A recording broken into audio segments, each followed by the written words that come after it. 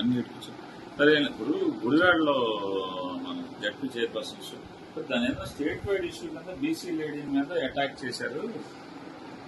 Telugu Desam MLA బోండాలో MLA direction పైనుంచి Lokesh direction అని కొంచెం గట్టిగా స్టేట్ వైడ్గా అందరితో మాట్లాడించి కొంచెం చేస్తే బాగుంటుంది.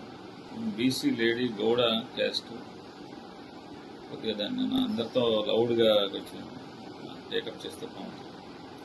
అంటే ఇది లీడర్ చెప్తే కానీ మన వాళ్ళు